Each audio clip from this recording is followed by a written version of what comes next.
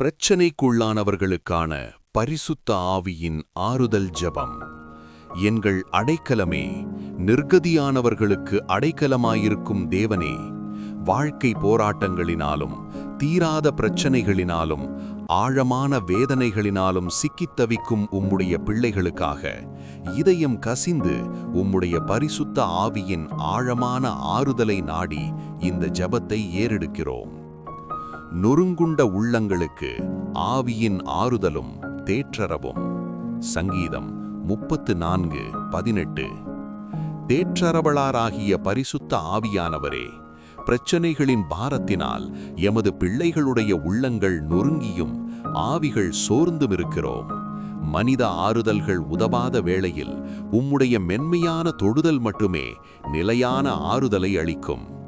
தாவீது விசுவாசத்துடன் பாடினது போல, கர்த்தர் நொறுங்குண்ட இருதயத்தருகில் இருந்து ஆவியில் நறுங்குண்டவர்களை ரட்சிக்கிறார்.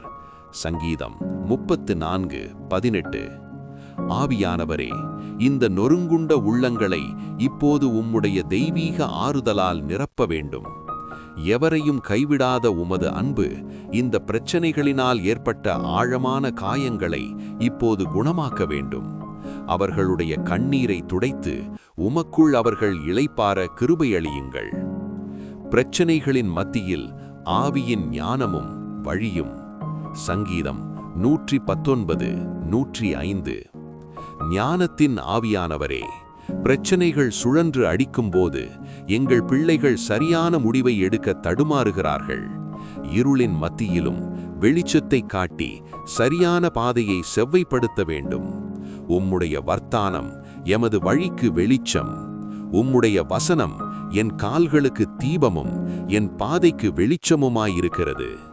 சங்கீதம் 119:105. ஆவியானவரே, இந்த குழப்பமான சிந்தனைகளில் உம்முடைய ஞானத்தின் வெளிச்சத்தை பிரகாசிக்கச் செய்யுங்கள். இந்த பிரச்சனையிலிருந்து வெளியேற தேவையான சரியான வழியையும் ஆலோசனைகளையும் அவர்கள் தெளிவாக கண்டுகொள்ள உதவி செய்யும்.